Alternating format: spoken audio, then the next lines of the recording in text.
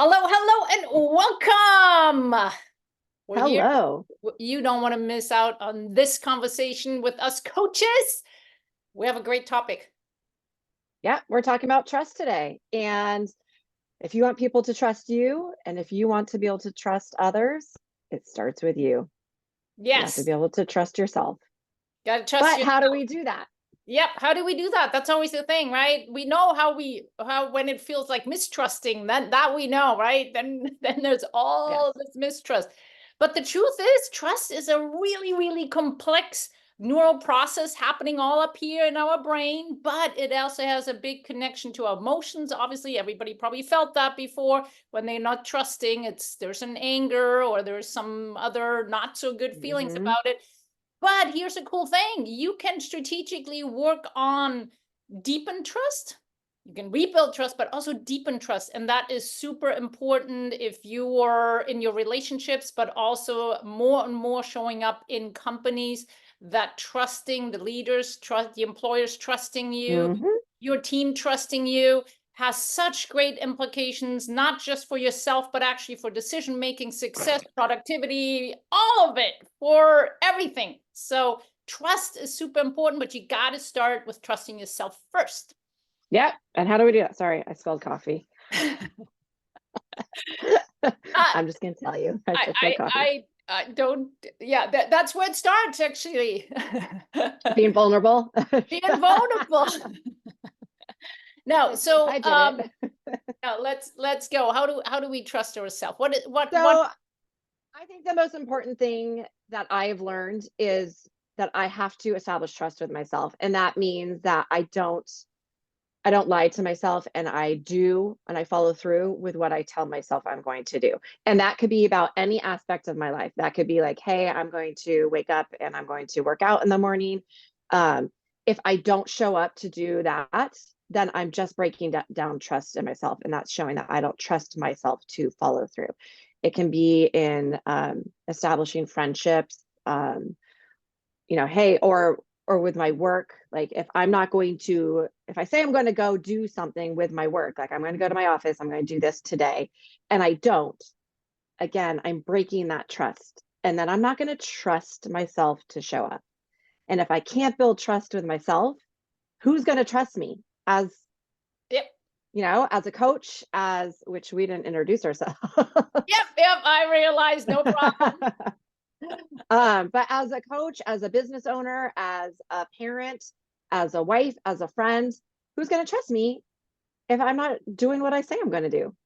Yeah, and that is to quickly introduce ourselves, because if you've watched us before, we have lots of episodes out already. I'm Heike Fallon. I am a personal performance coach, high performance coach. So I help my clients with holistic self-leadership, and trusting yourself is a huge component that my clients work through and I work through all the Mm-hmm. time. It's a Yeah. constant journey on working on trusting ourselves. I do everything with a brain-based perspective. And I'll say something regarding the trust in a second, but I'll let you introduce yourself first. Yeah. Hi, I'm Shannon Passalacqua, and I am also a high performance coach. And I specialize in helping women heal after they've had a miscarriage. And one of the first steps is learning to trust yourself and your body again. So that And is a big deal. and we are super passionate about a lot of these topics. That's why we even forget to introduce ourselves. We just get talking. We just get We talking. have So to remind ourselves to press record. yeah, well, we did that. But we love to bring value to you, and we're going to go through a couple strategies that can be done, and to also highlight different perspective on things that are important to know. And one big thing to know is how the brain functions. The brain functions by keeping us safe, and trust is extremely important for the brain to know things are good, things are safe. And the other component to know from a brain functional perspective is that it constantly tries to predict, because trying to keep us safe, it's going to try to predict, and it's going to go and look back at other patterns that may happen in the past. And that's why it's so hard to rebuild trust once there are patterns already saved of Mhm. mistrust. And so that's why it's so hard, because you need to overlap these old patterns and really Is work. that does that have to do with your neurochemistry, your What's Yes, the part pathways? part of it, and different brain areas. So yes, we're going to get to that, but the neurotransmitters are always involved because that's how the brain functions, right? But Mhm. there's particular neurotransmitter like the oxytocin is actually a chemical that gets released when we're trusting. And that has shown to also be a really key component on enhance social bonding and increase our just overall wellness, being with others. And we humans need Right. community. And we talked about another episode of the importance of community. We need that community. And Right. when we're trusting, there's certain chemicals released that help us to feel better. So yes, so trusting ourselves, trusting others has a huge component on our well-being, our health, huge impact too with anxiety, because the more we're trusting or we're having the feel of trust, there's less anxiety, right? And again, it's all part of the brain trying to predict what's going to happen and am I safe? And as you said, if you say you're doing things even for yourself, because the brain believes yourself the most, right? But then you're Mhm. not doing it, or you're lying to yourself. Big one. If you're lying to yourself, you're not really going honest. And it's hard, by all means. Sometimes it's really hard to be honest with yourself. But Mhm. the more honest you're with yourself and the more you really show up for yourself, the more you're going to trust yourself. And the brain will keep that in Right. memory. It will keep that. And that's when you know what, and it's okay if you sometimes break something that or didn't follow through with something that you had intended. The thing is too Mhm. that we do as coaches is go in then and go, well, what happened? Was the expectation too high? Is it because it wasn't Right. relevant for you? What happened? Why weren't you following through? Wasn't it really in alignment with your values? So we really dig deeper in there, trying Mhm. to find the root challenge why you didn't follow through. And then it's a skill of learning to be honest, learning to gain the clarity of what is really important, why am I doing the things why I'm doing, and all that. Because if we have unrealistic goals sometimes, Right. Well, and learning obviously we fail. what the next best step is, right? For us. It Yep. may not be the next best step for someone else, but like I example, I woke up this morning, I was going to go work out and lift weights. Um, and I've done it for the last 2 days. I'm doing a program, but I did it for the last 2 days. And I woke up this morning and I was physically exhausted. And I knew I needed a break. My body just needed to rest. And I know tomorrow I'll go back to it. But if I don't go back to it tomorrow, then I feel like I'm breaking trust. But I know for me, the best step for me is to let myself notice how I'm feeling, notice that I need a break, be okay with it, and then tomorrow get back on it. So it's there are again, like, and we've talked about this a lot. It's knowing yourself, giving yourself grace, and getting back into it when you're ready. Like, and not breaking that trust. And it's okay to do small little step. It doesn't Yeah, have to I'm gonna even go for a walk instead. exactly. So even doing something is better than nothing at all. So oftentimes we think too big. Lots of my Yeah. clients have grandiose ideas, same as I, I used to a lot.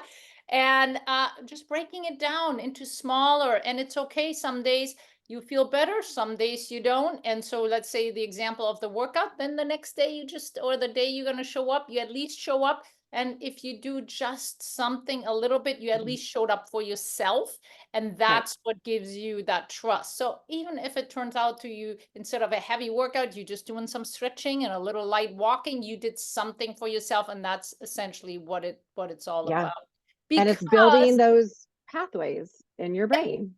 and again some neurotransmitter release, right? Because then we can say we still accomplished, maybe not to the level we wanted to, but we accomplished to at least show up for ourselves, which then is also dopamine release, helps with Mhm. motivation and helps us build up on top of that. So yes, so showing up, being honest, to yourself, being clear and honest. And that also means knowing your values. If you've never Yeah, really, super important. yeah, I mean, I usually do a whole session on values, aligning with Me your too. values, and really digging a little deeper on where we can step up more for ourselves, being in alignment and congruent. So those areas we're not going to go in today, but you do want to know your values. You do want to know what matters to you, who matters to Hmm. you, gain more clarity in that direction. To be honest, be able to be honest with yourself, and then your behaviors, showing up and proving yourself your own with your own behaviors. And it doesn't always have to be big accountability things. It can be sometimes that, you take a moment of mindfulness is showing up for Hmm. yourself, and a behavior that aligns maybe with your values. So it doesn't always have to be big accountability things. So behavior is a huge one, where the brain goes, okay, I got it. Because that's also the same thing, right? When we're building trust with others, the behavior we see is what validates, Yes. and it's the same with ourselves. Well, I think that's also interesting because, we're talking about being truthful with ourselves. And when we're truthful with ourselves, then I think we can be truthful with the people around us. So if you're trying to establish a business, or if you're trying to, um, gain trust from a loved one, friends, whatever it is, when you can admit when you're wrong and be truthful about that instead of Yep. hiding it. And that goes along with vulnerability, right? Like when we can admit when we're wrong, it's going to establish more trust in others. So if I mess up something as a coach, or with, when I'm establishing my business, it's hard, right? Because we don't want to be wrong as humans, we don't want to be wrong. But when we can say, you know what, I totally messed that up. I'm really sorry. Da, da, da, it doesn't devalue our business or us as humans. I think it makes people trust us more. Exactly. And it's actually where there's a great book called Trust and Inspire. And that really shows leaders do need to show vulnerability. And Hmm. by showing vulnerability, being vulnerable, they really gain more trust and build stronger teams, and Hmm. we connect better with others. So yes, it's a big part of being honest to ourselves, but showing up authentically Hmm. is one key component of trusting yourself as well. It automatically builds the trust with others. So it's a twofer. Well, again, like I said, it starts with us, and then California it just, twofer. It kind of ripples. It yep. ripples out too. Yes, it does. Absolutely. So it's also like we just said, it's a belief, and that's where it gets sometimes into the crux. It's the trust is really the belief that we can do it and that we will do it. And the belief, when we talk about trust of others, it's believing that the other person will show up or will do something. Mhm. And again, values come into play tremendously, and depending on what your values are, but if others line up with your values, there is oftentimes, and if they are congruent to their values, oftentimes that builds particular trust as well. So again, encourage highly to look and evaluate your values and see how well you live in alignment with your values to show up authentically. um Another component I definitely want to talk to is, because trust is also a feeling, right? Because it's that brain body connection. Yeah. Um, because it's a part of interoception of how we feel internally. It can be, when we don't trust, we might, get a little antsy, we might get a little anxiety, we Anxious. Yep. anxious, and a feeling comes up, Yep. and I'm pretty sure we all felt it. And Mhm.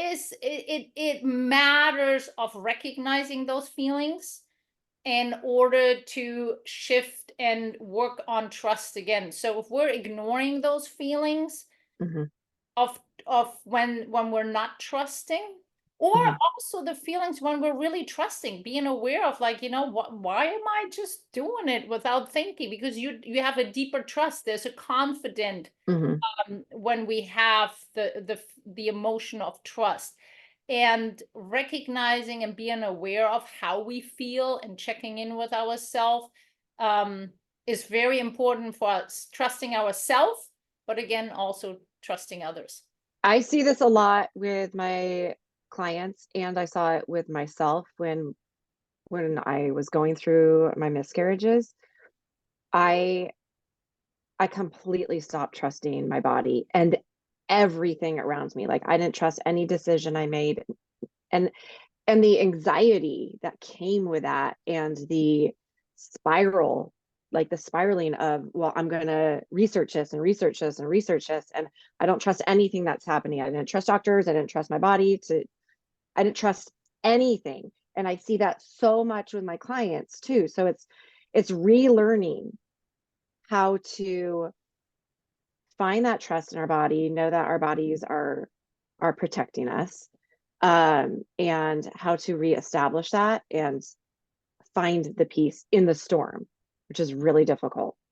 Yeah, and this is exactly what it is, because the brain gets all information coming in, right? It's coming in from the outside world, but as I said, interoception is information coming in from within. And what happened there for you is a mismatch. We call it a mismatch of information Mm, coming in, where the brain seriously doesn't know what to do with the information. Because yeah, the information, and of course with miscarriage there's huge hormone uh yeah, changes shifts. happening, because Hmm. you're pregnant and that's certain hormones, and then all of a sudden you're not, and it just gets all Yeah, it's all- yeah, the information coming to the brain is so off, because you're also still feeling different, as far as your body has changed, for example with pregnancy, but any other time too. The information coming in doesn't match up with past information, or things that we have experienced in the past, and or the information isn't as clear anymore, just because of things got interrupted, like with a miscarriage, for example, hmm, or different when certain organs aren't functioning, or if there's pain signals coming, that could be an off situations where pain signals, somebody having back pain, that could be overlapping other information, so then the brain does not know what to do with the information, and that gives out an output of feeling lost, or feeling off, or feeling hmm, uh, anxious. anxious. So there's all those which we consider outputs, and or a mismatch of information, because the brain does not know how to interpret it. And here's the cool part. Yes, it's there and you need to recognize it, but then you strategically can work on that. So other certain strategies we addressed before, journaling is a great Hmm. strategy to kind of put your thoughts and feelings out on a piece of paper, giving a little perspective. Obviously coaching is a great way, because you Yeah. have a coach asking and highlighting maybe blind spots you did not see, but also for example, meditation can be a good thing. Just exercising in different ways, again, movement can bring that, mindfulness, Hmm. I also. think setting small little promises to yourself that you know you can keep. So when you're trying to reestablish trust, and you have that disconnect, it's small little things. So like, hey, tomorrow I'm gonna something, which when you're in the middle of grief or something difficult, it's really difficult to do some of these things. But tomorrow I'm gonna take a shower. Or tomorrow I'm gonna, go for a walk. Something like that. So you're doing small little things, and you're reestablishing that trust in yourself and your body that you are going to show up, and it's retraining the brain. Doing it basically from both directions. You want to show up for the behavior, right? Mhm. But also again, be The make. brain. Mhm. The brain. The brain, yeah. So but then also the beliefs, right, that come up with it. We talked about limiting beliefs and mindset. So shifting those when you recognize and you gain that awareness that things are off, check in with your beliefs. What are beliefs you have? And there might be some, usually it happens, certain limiting beliefs in there where we think like it will never change, or Yeah. it always happens to me. Right. Kind of, there's lots of beliefs that we adapt, which is nothing wrong with it. It's the brain protecting ourselves. And when those kind of mindsets and beliefs show up, it's because it's trying to protect us because of the mismatch. It's about recognizing and acknowledging these beliefs, and then work on reframing those beliefs and shifting those. Oftentimes we can go like, is that really true? And or we need to just change a little bit the phrasing of the belief that we have. And another topic though. Yeah. That's another episode about beliefs, but those are strategies to start trusting yourself again. And also all these strategies can be applied in trusting others. Yeah. I'm gaining trust. Gaining trust. So I yeah, love it. I think we covered everything for now on this one. Obviously, Yeah. it's a huge topic. Anybody out there as a leader, Trust and Inspire is a great book. Do I have it? I have it right here. I can show it right there. Trust and Inspire. Nice. I can put it in the description as well. Great book. If you are a leader out there and you want to step it up in your professional and personal life, love that book. That was awesome. And wow, what a great coffee with coaches again. Hope it served you. Got my coffee here. Hope it served you. Hope you got value out of it. And if you like this, watch some of our other episodes as well. We do have one coming up with inspiring. Yes. So Look forward to that one. all right. All right. Well, Till it was next good seeing time. you. All right. Bye-bye.